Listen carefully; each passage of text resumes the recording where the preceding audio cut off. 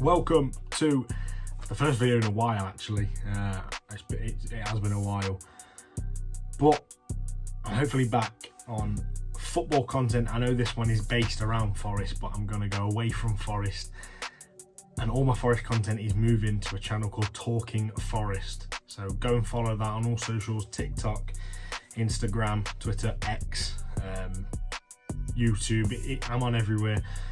The content on YouTube will start coming soon, but I'm active on TikTok, X and Instagram at the minute on all Talking Forest accounts. Updates, news, stats, rumours, whatever is coming out of the club at times. It's all being posted on there. And like I said, the YouTube videos will be starting this week.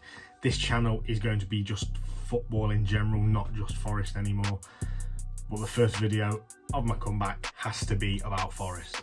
Now, as you're all well aware, Anthony Elanga has joined Newcastle. Well, pretty much, it's 99% done. He's just got to pass his medical and sign on the dotted line, and he will join them for about 55 million. Some reports say 52, some reports saying 55 add-ons to 60. I think it will be more that 55 add-ons towards 60, and Forest really get the money they was after. Now, as much as Newcastle fans want to believe it, there was no push from Elanga to leave the club.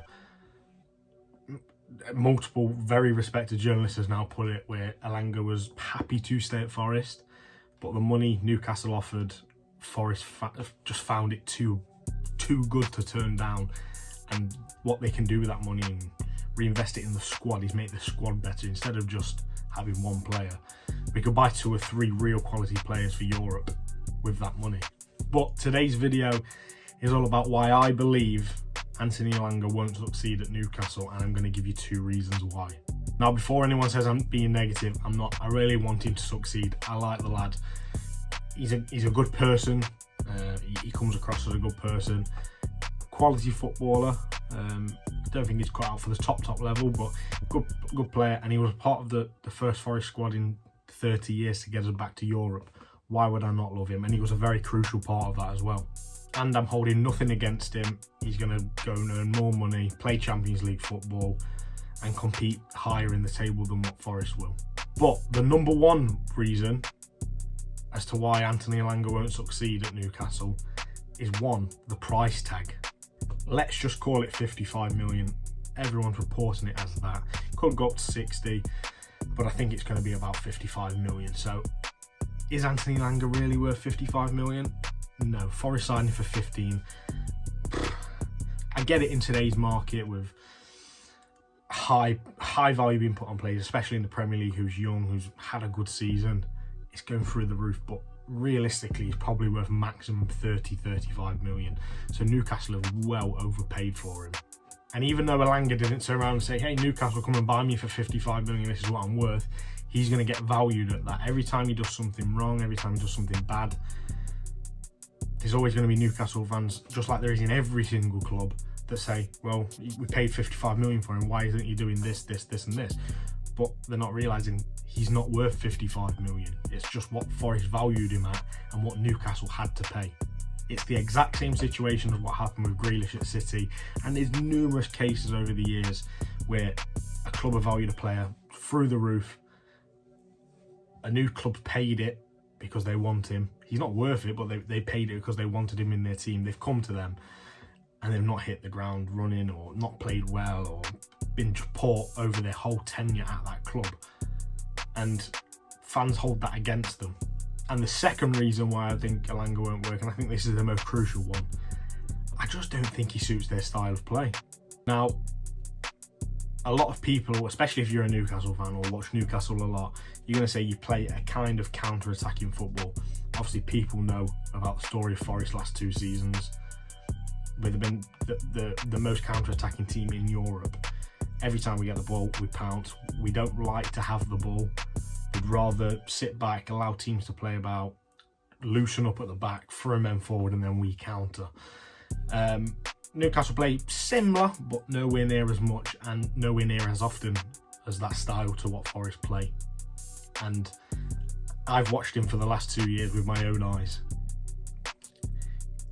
He's devastating on the counter-attack, and I mean devastating. Arsenal away on his debut. Burst the whole pitch, gave it to Taiwo. he scored. Liverpool away this season, burst down the right wing, played a lovely ball to Hudson-Odoi, we're going and win the game 1-0. Man U is the one that everyone's going to know him for, that he ran from his own box pretty much to their box and scored within 10 seconds or something stupid like that. He's absolutely devastating on the counter-attack. But on the other hand, I've seen Forest play against relegation threatened sides, have more of the ball than what we'd usually do, and he just can't do anything. But that's because his biggest strength is his speed. And if you're playing against a team who's sitting in a low block, sitting in their box, he's got 10 to 15 yards to beat his fullback before he reaches the byline. He very rarely does it because the fullback over that short amount of time is going to stay with him. He can't use the pace to get past them. Now he can use power, very much so. If he works on that, he can use power and just go through them. But in terms of going around them, he's really going to struggle in that shorter space. So let's say Newcastle are, I don't know, at home to Sunderland, Leeds, Burnley, Wolves, Brentford. They're going to have more of the ball because they're a top 6 side now at home. They're going to have more of the ball. Anthony Elanga on the right wing, playing against any of their fullbacks. Once he gets the ball, he's not going to be getting the ball on the halfway line or in his own box and being allowed to run at the fullback. He's going to get it towards their box. Once they play around with it from side to side, he's eventually going to reach get the ball, and he's not going to be able to do anything with it. Now, they are just my thoughts. Like I said, I've watched him for 2 years. I'm a season ticket holder at Forest, and that's what I take away from it. I think he really suits the counter-attacking side, as he should, because he's one of the quickest players in the world, in my opinion. And he's not really got the on-ball quality to beat a man with skills and technique. So I don't think he'll fail. I just don't think he will succeed at Newcastle. And especially with that price at 55 million. But I wish him all the best. I do hope he does do well. He's, like I said, he's a good lad. He's a very important part of the squad that got my team Forest back to Europe after 30 years. So I always want him to do well, but I don't think he will. Let me know in the comments down below whether you think Anthony Elanga to Newcastle will succeed or fail. And I'll see you in the next one.